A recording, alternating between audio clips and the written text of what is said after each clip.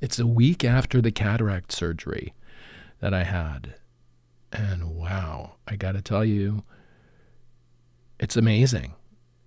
I am seeing colors with this new eye that I wasn't seeing before. So my old eye was stripping out a lot of color in the blue spectrum. So I wasn't seeing a lot of the blue area. So what I mean is the difference between navy blue and black was really, really hard for me to define because those colors were being smushed together by my eyes. So anyway, now I can see this whole deeper blue spectrum. It's just amazing. Like, wow. Wow. This is a show about jewelry, why we wear it, why it matters, how it's made, and what it means. I'm Alex D, and I turn cannabis into gold. I make mind-blowing jewelry in gold, silver, and platinum from cannabis plants here in Canada for stage, screen, for people who want to rock crazy jewelry. I'm the cannabis goldsmith.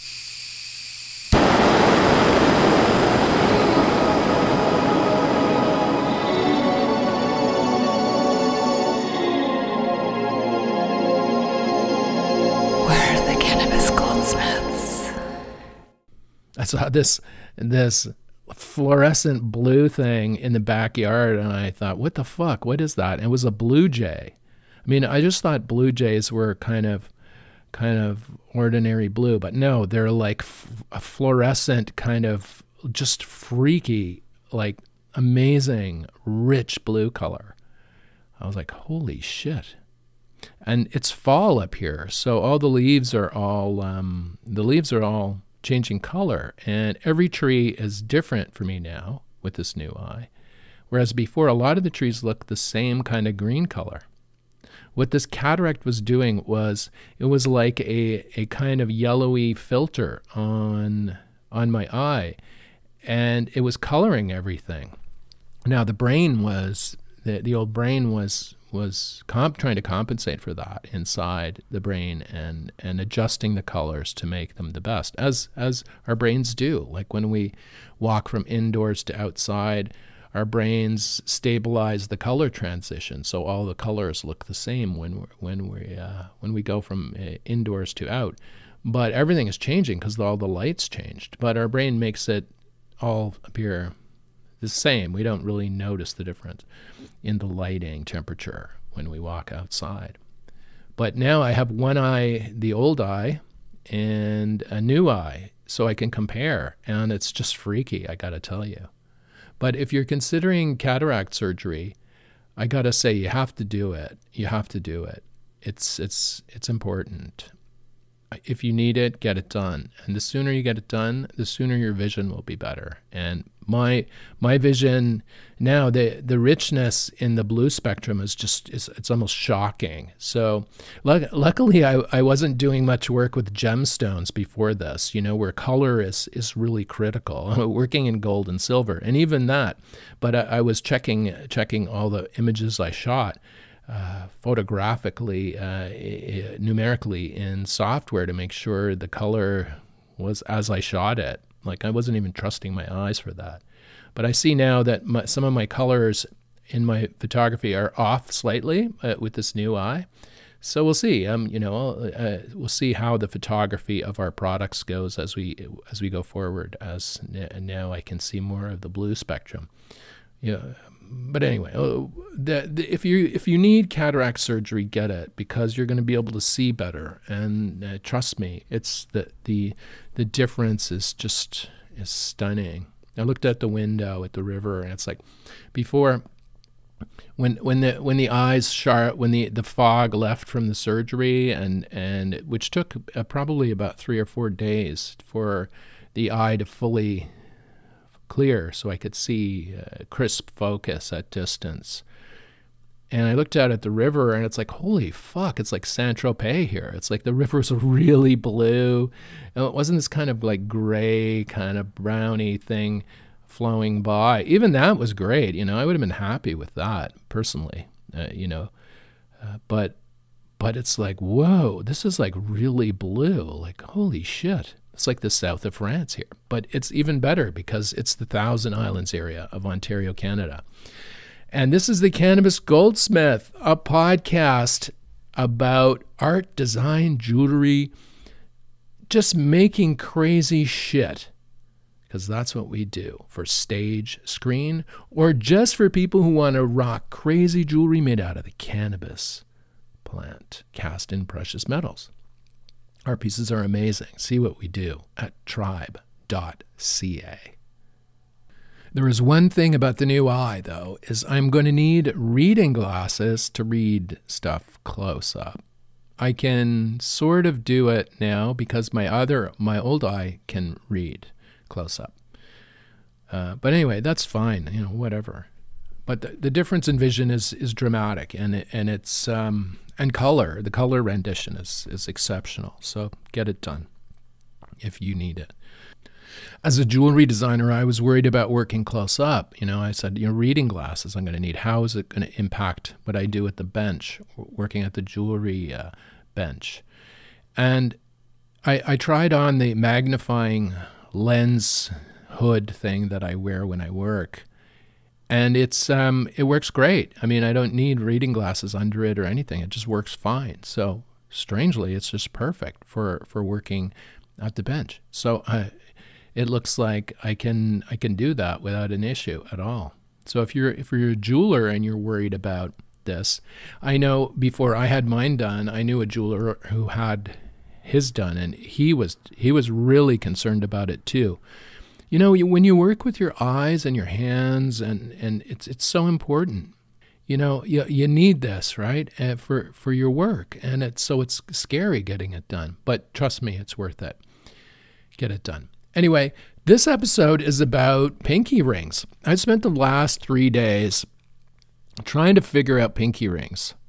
Now, the first thing you think about pinky rings is you think, oh yeah, pinky rings, mobsters, right? But no. Or maybe you think Dr. Evil. But no. Pinky rings have a long history. And they have a beginning, I think. I went back searching for the beginning, of pinky rings. I was looking for all kinds of things. Who were the first people to wear them, and what did they mean, and what did they look like? I was looking at all these museum sites and looking for examples and going through all my old books here, the jewelry books that I have here at the studio. And I've sort of managed to cobble together an idea of where pinky rings came from and what they've come to represent now in the modern world. And I've also seen an opportunity for them to be cool in this future that is coming at us full steam ahead. Pinky rings are a kind of a device, or a jewelry device that is underutilized right now. I think more people could be wearing pinky rings as statement rings, as to say something, or with a sense of humor, because they now have this kind of overlay of mobster and Dr. Evil. You can these ideas come with pinky rings these days. You have to work with these ideas, but they're really great. If you're a woman, for example, and you rock one, there's humor in that, right? But also there's art and design in it too, because you could make your pinky ring absolutely off the charts expensive, or you could make it very subtle and classical, or like old school, or you could make it modern, incredibly modern.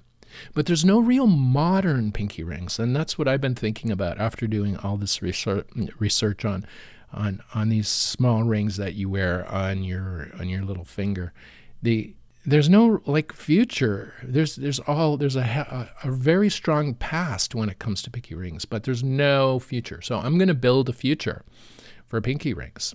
I'm going to design a couple of modern, new pinky rings in our collection for, I think, next year, for 2024. And I'm going to start working on those now. And they're going to be cannabis related, of course, because that's what we're the world's luxury cannabis jeweler. But but they're going to be interesting too. I think I've got a couple of really interesting gemstones that I can use to put in one or the other that I've got in mind. But anyway, let's go back to pinky rings. So automatically, the image that comes to my mind when I first thought about them was Dr. Evil, with the little finger up to his mouth with the pinky ring showing.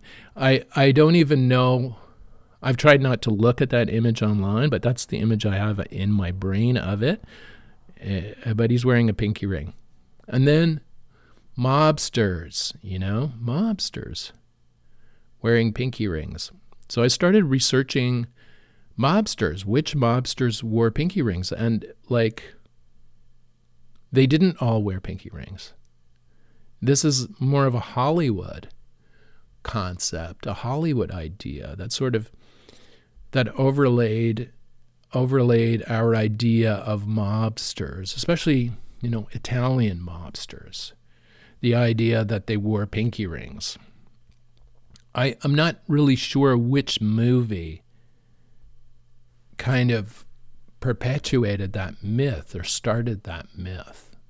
I hate using the word rabbit hole, but I went on a total pinky ring rabbit hole thing. And my God, what we know about pinky rings, a lot of it is manufactured in Hollywood.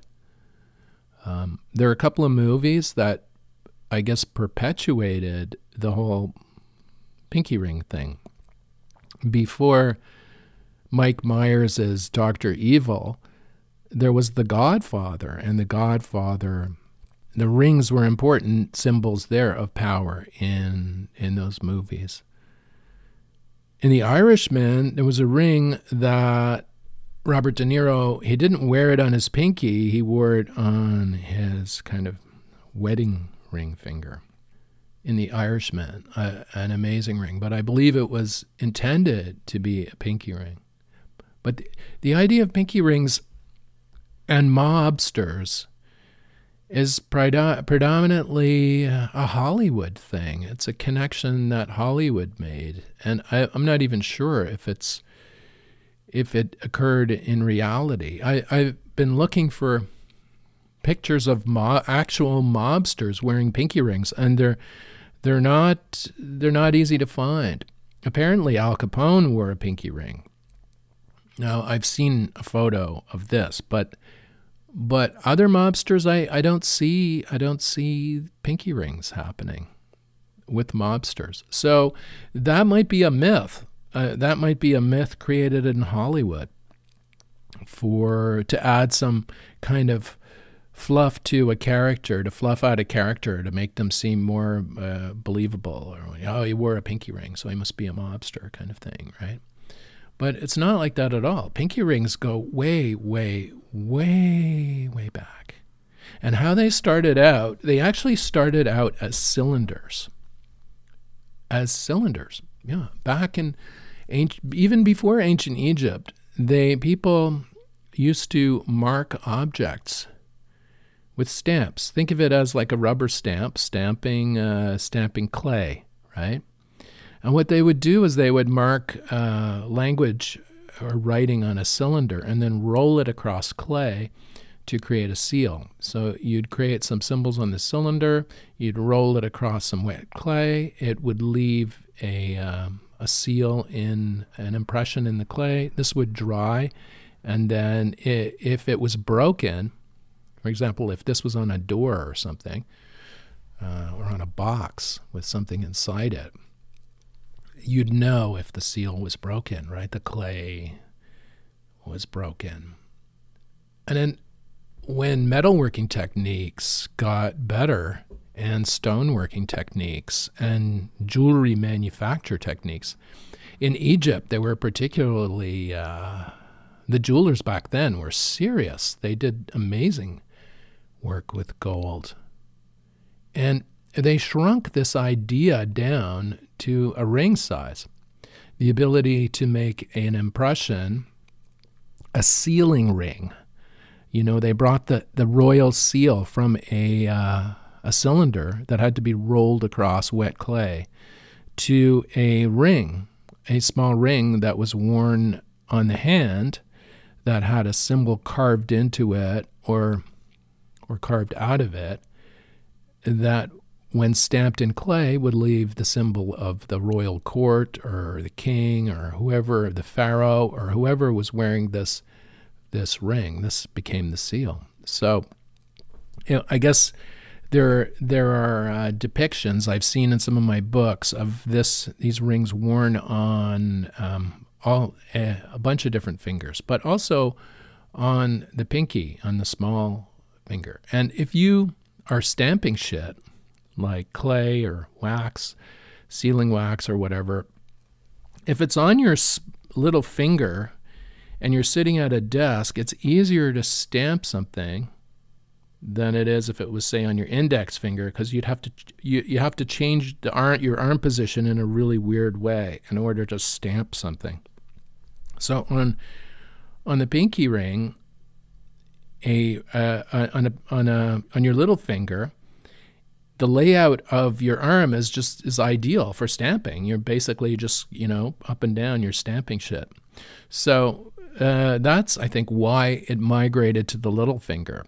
Now, these sealing rings, over time, I mean, even when the sealing switched, sealing's been around a long time. The sealing of doors, of objects, of documents, when wax, they started using wax for sealing. These rings could be used in wax too. We actually make one. Well, I make a sealing ring. We call a trophy ring for a master grower. We got cannabis seeds and we reversed them. We inverted them, and put them on the face of a giant ring. And so when you stamp this in sealing wax, or I guess you could use clay if you wanted, if you want to go old school pharaoh. But in sealing wax, if you stamp this ring, it leaves the positive impressions of cannabis seeds on the seal. But in the ring face, it's negative, so they're like holes in the ring face. And I'll put a link to this ring a picture of this ring in our show notes, so you can see what I'm talking about. But anyway, we make one, but it's not a pinky ring because it's too huge. You'd have to wear it on another finger. But that's the idea. With wax, the rings, the wax they use for sealing is, I guess at first they started just using regular wax, like beeswax. But when you mix wax with resins, it gets a nice, solid surface texture, a smoother surface texture. It isn't as sticky. So when you stamp something into it, it doesn't grip like a beeswax might. It'll let it go and form a smooth surface, so you get a nice, clean sealing wax stamp. They were making these rings to seal clay and then eventually wax.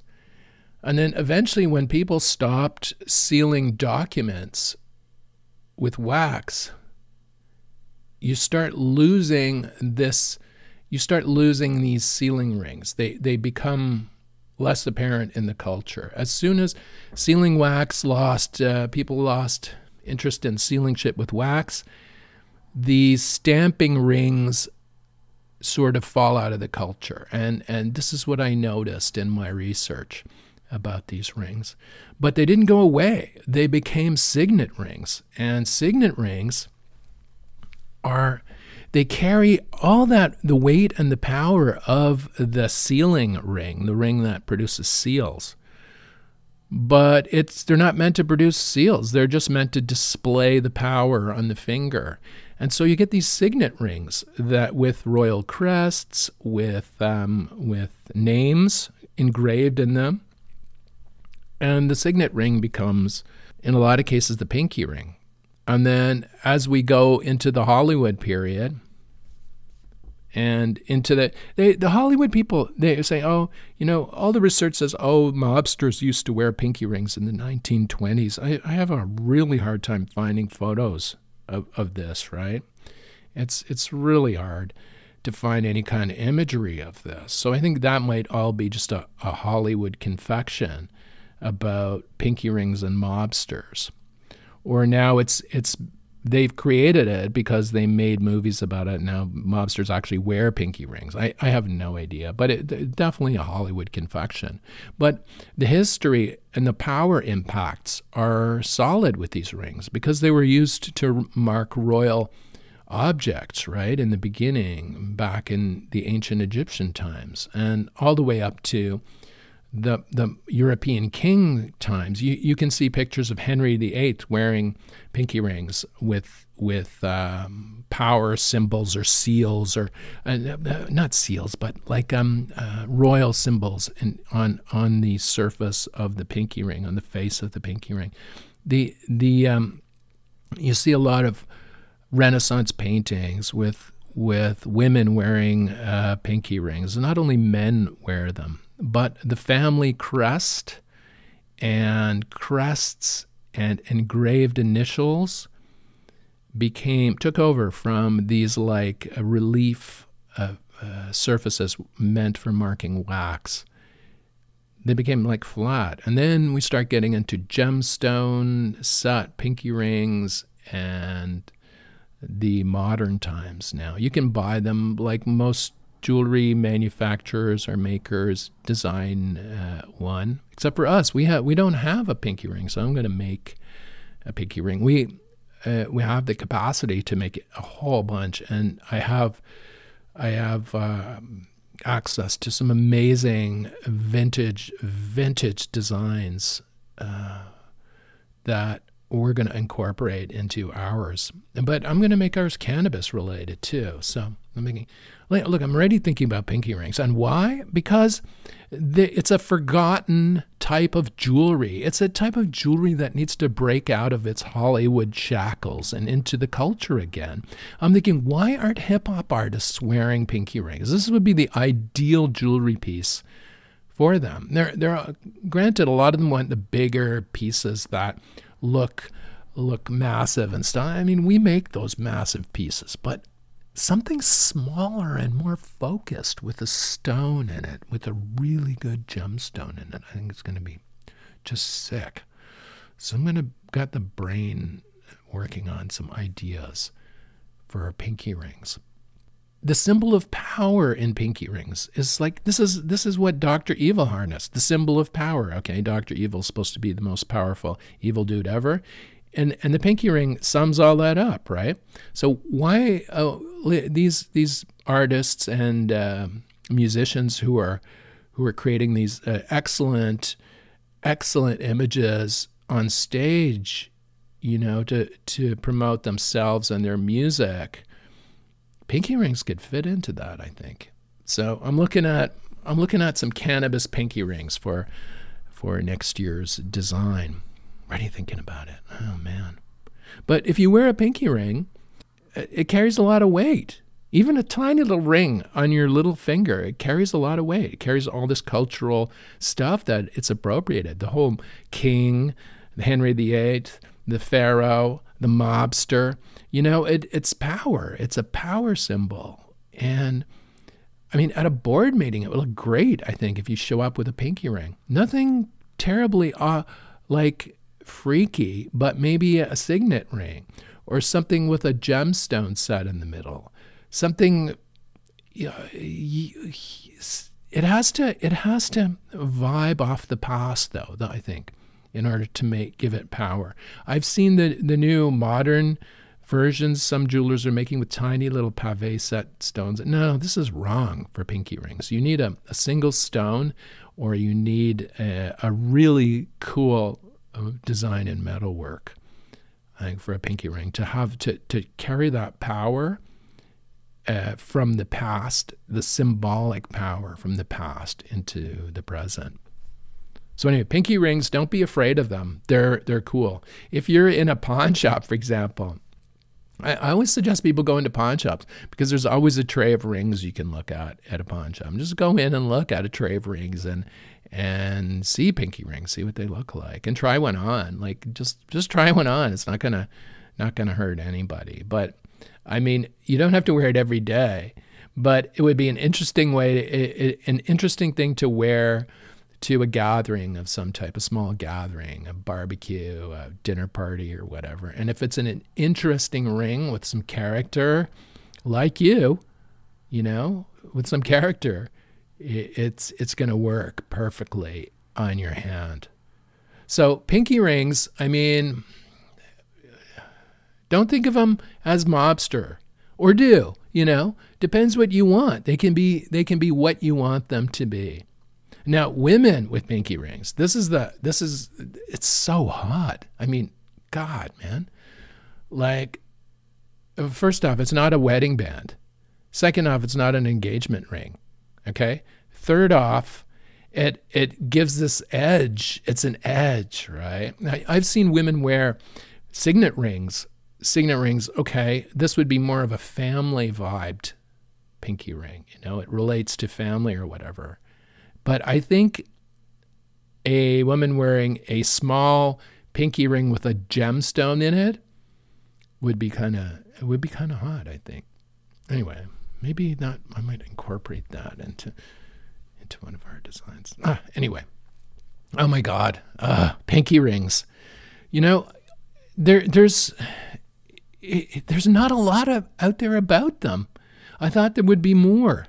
I have books here on rings, and there's much more on betrothal and, you know, wedding rings and that kind of thing.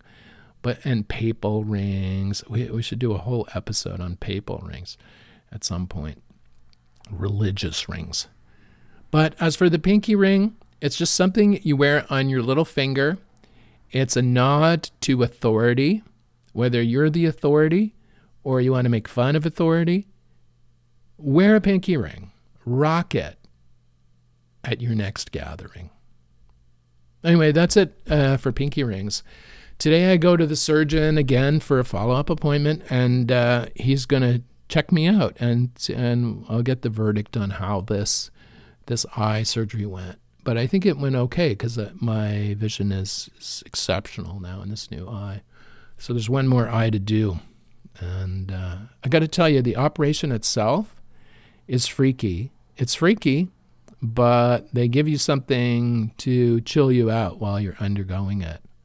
It's like back in my youth, in my crazy younger days, back in the LSD hallucinogenic era, I never saw colors like I saw during the eye surgery, to put a new lens in the eye. It was like, wow. It was like if you get a glass of water and you drop colored dyes into it, like, ooh, wow. I think the Ativan that they give you before helps too with that while you're lying back and they're doing that to you. It is freaky, but your vision starts recovering quickly after that if everything went according to plan, and within a week you're seeing well with a new lens in the eye. So that's how it worked for me so far, and that's hopefully how it'll work for you. So if you're a jeweler, if you're an artist, you're afraid, you're terrified of getting shit done to your eyes, believe me, it's going to help you if you get it done. And if your doctor's advising you to get it done, get it done. It'll improve your work, hopefully, and it'll make it easier to work too for you. The weed is down, except for a little bit of the Congo is in the ground, and it's turned this purple, this crazy deep blue purple color that I can see now with the new eye. But it's like, it's a strange color and just amazing color. But the leaves are getting very, very good for casting, for making jewelry. It's taken the entire year for the leaves to be this good. So I'm picking off some small leaves and I'm making master jewelry designs. Working pretty quick today because, you know, a frost will destroy those leaves. So I'm trying to get them into jewelry designs before the plant dies. They're going to be amazing. I think some of the leaves that I'm capturing today might be used in the pinky ring in 2024. Now, if you're wondering what any of this is all about, I'm a jeweler and a jewelry designer and a photographer working out of the Thousand Islands area of Ontario and in Toronto. And we make the most amazing jewelry products in the world out of cannabis plants. And we turn them into precious metals, into silver, gold, and platinum, to amazing jewelry products. The Cannabis Goldsmith is produced by Tribe Communications, Inc. in the Thousand Islands area of Ontario, Canada. You can see what we do at tribe.ca. Send us an email, alexd@cannabisgoldsmith.com. Thanks for listening, and we'll see you next week on the Cannabis Goldsmith.